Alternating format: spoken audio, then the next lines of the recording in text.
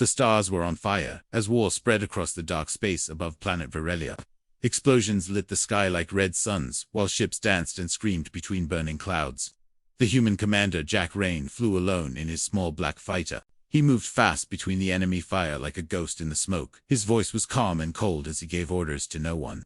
His ship was the last one left from Earth's fleet. All others had been destroyed. The alien ships were everywhere they circled. A larger ship in the center. That ship was not human. It belonged to the Xyrillians, a tall and wise alien race. They were losing, their shields were falling, their engines were broken. Soon they would be.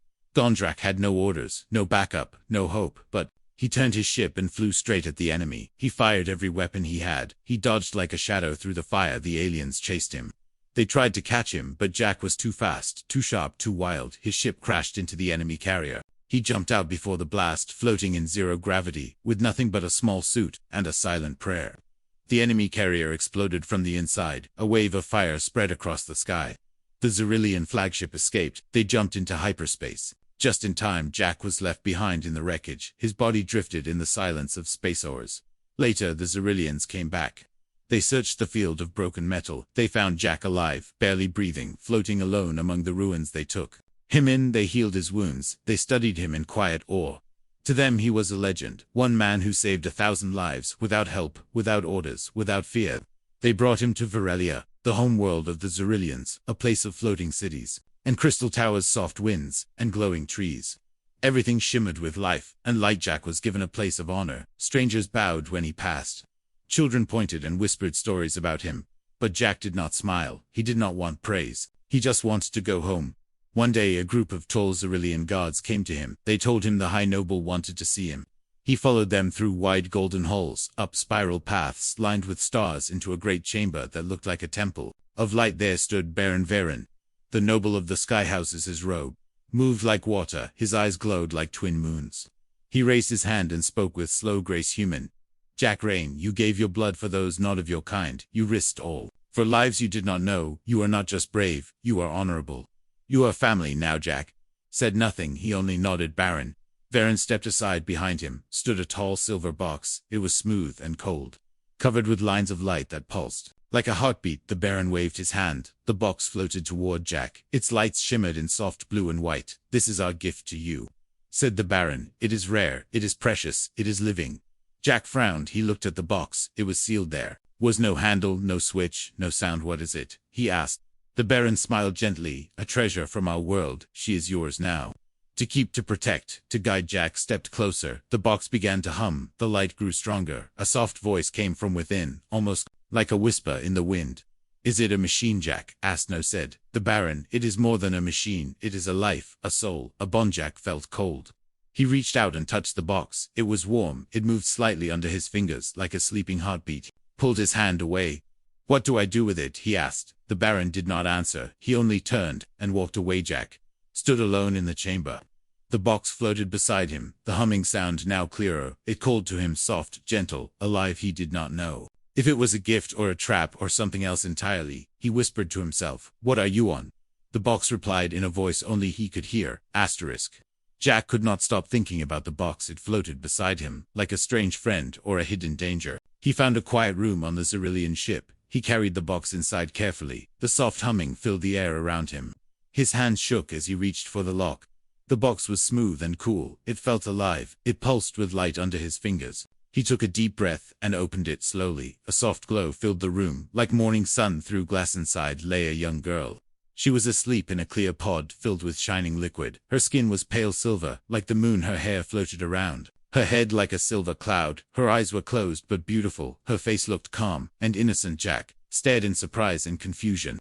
She was not like anyone he had seen, not fully alien, not fully human. She looked like both worlds had touched her lightly. A child of stars and earth. The pod hissed quietly as the cover lifted.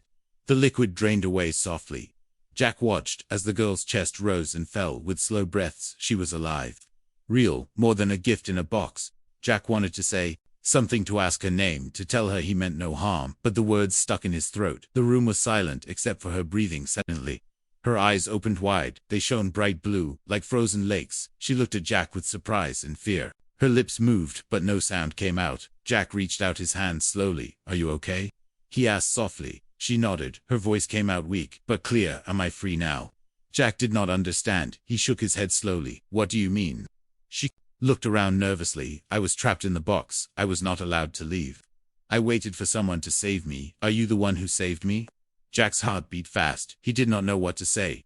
He wanted to help her, but he also felt afraid. I don't know. I only know you are safe now, he said quietly. She smiled a little. Her eyes shone with hope. My name is Lyra. I don't remember much, only that I was waiting. Jack helped her out of the pod. She stood unsteady, but tall. Her silver skin gleamed softly in the light. She looked at him like he was both strange and familiar. Where am I? She asked. This is Virelia, the home of the Xyrillians, and you are safe here. Jack said. Lyra looked around the room. She saw strange machines and soft lights. She touched her face and arms. She looked like she was waking from a long sleep. Jack noticed her hands. They were delicate, but strong. Her fingers glowed faintly with a blue light. He wondered if it was a trick of the light, or something more. Why was I in the box? She asked suddenly. Jack did not have an answer. He shook his head. The Xyrillians had not told him anything. They only said she was a gift, a living treasure. Lyra sat down quietly. Her eyes closed for a moment. Then she looked at Jack with a strange sadness. I am not like you, not like them either. I am something new. Something made to be a bridge between two worlds. Jack felt a chill. He did not know what to think. Was she real or a creation? Was she a friend or a weapon? He helped her stand. Again, we will figure this out together, he said. Lyra smiled softly. Her glowing eyes met his eye. Want to learn? I want to live. I want to be free. Jack nodded. He felt a strange hope inside. Maybe this was not a curse. Maybe it was a chance for something new. But there were questions they could not answer yet. Who had made her? Why was she given to Jack? What did the Xyrillians want from this gift? Jack decided to keep Lyra close. He would protect her. He would find the truth, no matter what it cost. Outside the room, the stars shone bright, and the box waited quietly for the next move in the game that had just begun. Days passed slowly as Jack and Lyra stayed together. The strange bond between them grew stronger every hour. Lyra learned quickly. She watched Jack's every move. She listened to his words with deep curiosity, but there was a shadow in her eyes. A blank space where memories should be. Jack tried to help her remember. He asked questions. He showed her pictures of Earth and Virelia. He told stories of his life as a soldier, but Lyra only smiled sadly. She could not remember her past, her home, or even her real name before Lyra. She told Jack that her mind was like a blank book, waiting to be written. She felt a strange emptiness inside. A part of her was missing. She did not know who she was meant to be. Jack began to wonder if she was made in a lab, not born like normal people. Her skin was too smooth, her eyes too bright, her body too perfect. He saw no signs of illness or pain, no scars or marks from a childhood. One evening, Jack showed Lyra the stars from a balcony overlooking the city. The lights of Virelia shimmered below like diamonds. Lyra asked softly, "Do you think I am human?" Jack looked at her carefully. He wanted to be honest, but gentle. "You are part human, but also part Xyrillian, and something else. I cannot explain." Lyra nodded slowly, her fingers glowing faintly in the dark. "I feel it too. A part of me is made from many pieces. I am not whole, but maybe that is why I am special." Jack wondered if the Xyrillians had tried to create a perfect being, a bridge between two races, someone who could live in both worlds, but at what cost? He decided to ask the Xyrillian leaders. Maybe they would tell him the truth. He went to the Baron's palace, a place of tall glass towers and glowing gardens. The Baron greeted him with cold eyes. Jack asked directly, "Who is Lyra? Where did she come from? Why did you give her to me?"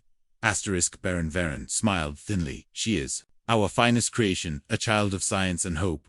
We made her to unite your world, and ours to bring peace where there was war." Jack frowned. "But she is more than a tool. She is alive. She has feelings. She has a mind of her own." The Baron nodded slowly. "Yes, that is why she is important. She carries the future inside her." Jack left the palace with heavy thoughts. He did not know if the Baron was a friend or a threat. He returned to Lyra's side. She waited quietly, her eyes full of questions. She could not speak aloud that night. Jack dreamed of a dark room filled with machines. Lyra's voice whispered through the silence, "Remember who I am. Remember what they made me for." He woke up with a cold sweat. He looked at Lyra sleeping peacefully. Was she a prisoner or a savior? Was she a gift or a weapon?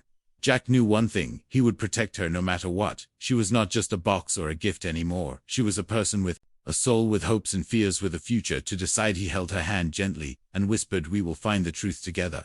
Lyra squeezed his hand back, and for the first time she smiled with real hope. Days turned into nights as Jack and Lyra grew closer. The strange connection between them became stronger with every passing hour. Jack noticed things he could not explain. Sometimes he heard whispers in his mind, soft words in a voice not his own. He felt emotions he did not understand. Fear, hope, sadness, all mixed inside him like a storm. Lyra looked at him with wide eyes. She said quietly, "Do you hear it too?" Jack nodded slowly. He wanted to ask questions, but was afraid of the answers. He thought about the strange blue light that glowed in Lyra's hands, the way her body seemed to change when she was upset or happy. Her eyes sometimes flickered with colors he had never seen before. He decided to take her to the Xyrillian healers. They were wise and had knowledge beyond human science. The healers ran tests with strange machines that made humming sounds. They scanned Lyra's body and mind. The results shocked Jack. Lyra's DNA was not just human or Xyrillian. It was a mix of both, and something else, something unknown. The healers called it a new form of life, a hybrid, a bridge between two races, but also something new and unique. Jack looked at Lyra with new eyes. She was more than he thought. She was a miracle, but also a mystery. The healers warned Jack about the bond, a mental link between him and Lyra. It was growing stronger. Every day it could be a gift or a curse. It could bring them closer or tear them apart. Jack felt the bond deep inside him. He heard Lyra's thoughts as if they were his own. He felt her pain and fear, her hopes and dreams. Sometimes it was too much to bear.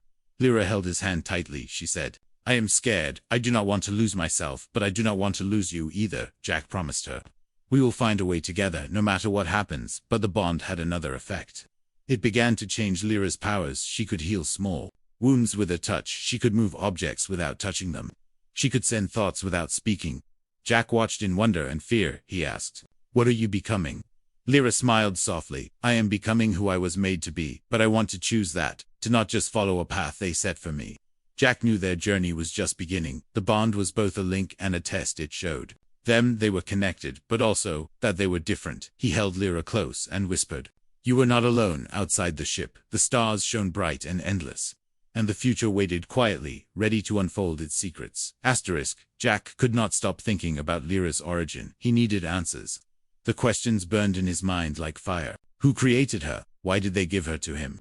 What did the Xyrillians want from this strange gift? One night Jack decided to explore the old Xyrillian research labs. He wanted to find the truth hidden beneath the shining city. He knew it would be dangerous, but he was ready to risk everything for Lorette. The labs were deep underground, far from the bright towers and gardens. Cold halls filled with forgotten machines and broken glass. The air smelled of metal and dust. Jack moved carefully. His footsteps echoed softly in the silence. He found rows of glass chambers empty now, but once holding strange creatures and experiments. Some looked like failed attempts at life. Twisted forms that could not survive. Others were half-built beings with wires and tubes. Jack's heart tightened then. He saw a room sealed tight inside, with data crystals glowing softly. He took one carefully. The crystals held records, old files about genetic experiments, thousands of attempts to mix human and DNA, failures and losses, but one success. Lyra, the files said she was the only perfect result, a living bridge between two worlds, created to bring peace, but also to be controlled to serve the Xyrillian nobility. Jack felt anger and sadness. Lyra was not a gift. She was an experiment, a tool. He returned to the surface, his mind heavy with truth. He confronted Baron Varen in the Grand Hall.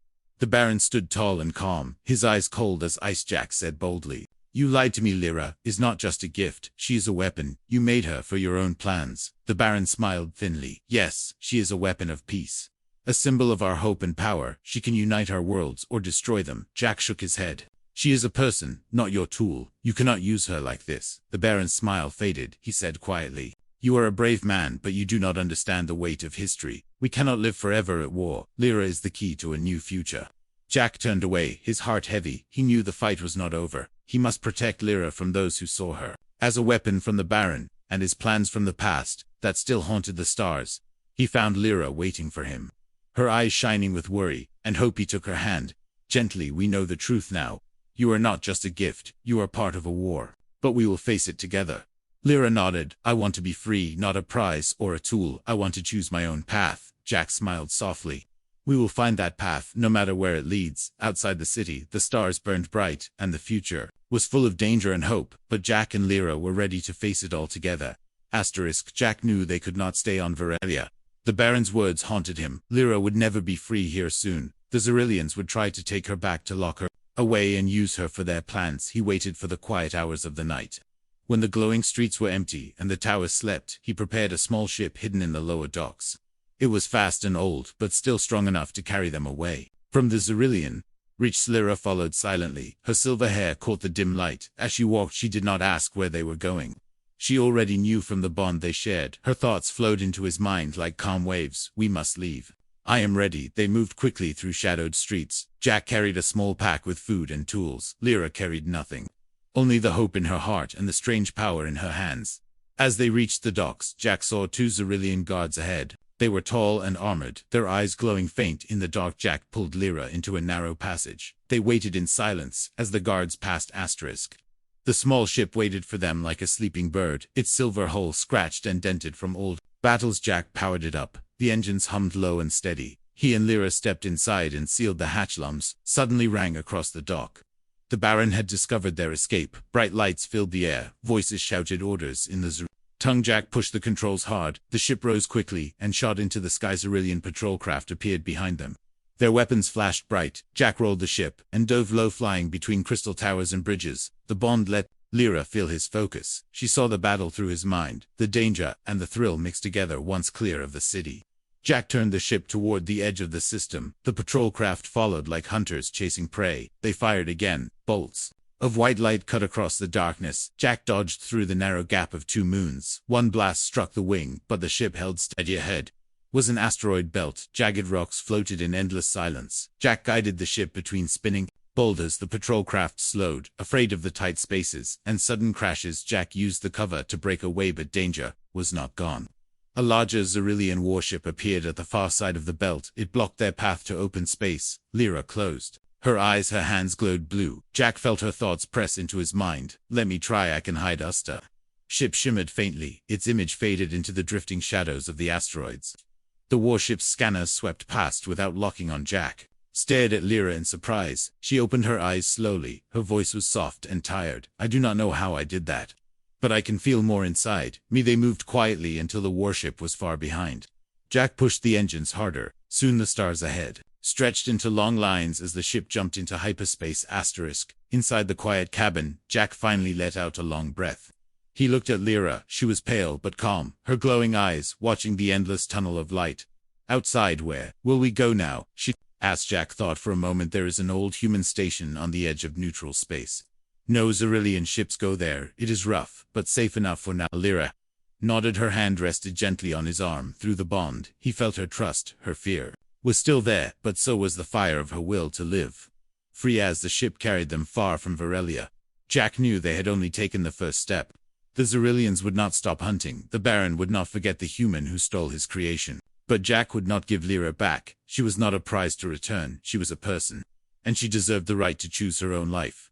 The stars ahead glowed bright and distant, each one a possible refuge, each one a possible danger, but together they would face whatever waited. In the silence of the cabin, the bond between them pulsed, steady and strong, not as master and servant, not as soldier and mission, but as allies in a fight for freedom. Asterisk. The journey to the human station took many days. The small ship hummed softly as it moved through the empty dark of space. Jack spent the time repairing the damaged wing and checking the engines. Lyra spent the time learning about human life from the old data files on the ship. She watched videos of Earth with wide eyes. Oceans, forests, cities, and people all fascinated her. She asked endless questions about food, music, and the strange idea of animals living with humans. Jack answered as best as he could. Sometimes he laughed, sometimes he grew quiet when she asked about the war. She noticed the way his voice changed when he spoke of his past, and she said softly, "One night you have saved many lives, but you have lost much too." Jack did not reply, but the bond told her she was right. When the station finally came into view, it looked like a ring of rust floating in space. Lights flickered along its edges, and small ships drifted in and out of its docking bays. It was not beautiful like the cities of Varelia, but to Jack it meant safety. For now they landed without trouble and stepped into the crowded docking hall. Humans of many worlds moved through the air, thick with voices and smells of food and oil. Lyra stayed close to Jack. Her glowing eyes drew stares from passers-by, but no one dared approach. Jack led her through the busy corridors to a quiet room where they could rest later. That day Jack met with the station's council, a small group of traders, engineers, and old soldiers who kept order here. He told them the truth about Lyra, about her creation in the Xyrillian labs, about the Baron and the gift That was not a gift. The council listened in silence when he finished. Some of them looked afraid. Others looked angry. One council member said sharply, "She could be dangerous. The Xyrillians will come for her. If they find her here, they will bring war to our station." Stood firm, "She is not a weapon, she is a person. She wants only to live free. If we turn her away, we are no better than those who made her." The council argued for hours, but in the end, they agreed to let Lyra stay under one condition. If the Xyrillians came, they would decide together what to do. Jack accepted. It was not perfect, but it was better than running without rest that night. Lyra sat with Jack on a bench near a large window that looked out into the starfield. She spoke softly, "I do not belong to them, and I do not belong to you either. I am my own." Jack nodded. "I know. That is why I will protect you until you can protect yourself through the bond." She felt his sincerity. It warmed her, like the light of a distant Sundays. Past and Lyra began to help around the station. She used her strange abilities to fix damaged systems and heal small injuries. People started to trust her. Some even smiled when she walked by. She felt something new in her heart. Belonging, but peace did not last long. One morning, a scout ship brought news. A Xyrillian warship had entered the outer sector. It was moving slowly, but directly toward the station. The council called an emergency meeting. Some wanted to hand Lyra over to avoid conflict. Others refused to betray her. The arguments grew loud, and bitter. Lyra stood and spoke for herself. "I am not afraid of them, but I will not be the cause of your suffering. If my presence puts you in danger, I will leave." Jack shook his head firmly. "You leave and they win. They will hunt you again and again, until you are nothing but what they want." You two. Beatty room fell silent. Lyra looked at each face, and then back to Jack. Her voice was calm but strong. "Then we faced them here together. When the warship arrived, it did not attack. Instead, it sent a single small craft to dock at the station. From it stepped a lone figure in dark robes. It was Baron Verend. Came into the council hall and looked at Lyra. His voice was smooth but sharp. "You were given as a gift of peace. You belong to my house. Come with me, and no harm will come to these people." Stepped forward. Her glowing eyes locked on his. "I am not yours. I was never yours. I am not a gift. I am my own." The Baron's expression hardened. "You cannot hide forever." Lyra smiled faintly. "I am not hiding. I am living." The bond between her and Jack pulsed like a heartbeat. The Baron seemed to feel its strength. He turned without another word and left. The warship departed. Soon after, no shots were fired. The station celebrated quietly that night. Jack and Lyra sat again by the window, looking out at the stars. She whispered, "This is the beginning of my life." Jack replied, "Yes. And whatever comes next, we face it together." The stars outside burned bright and endless, and the path ahead was theirs to choose.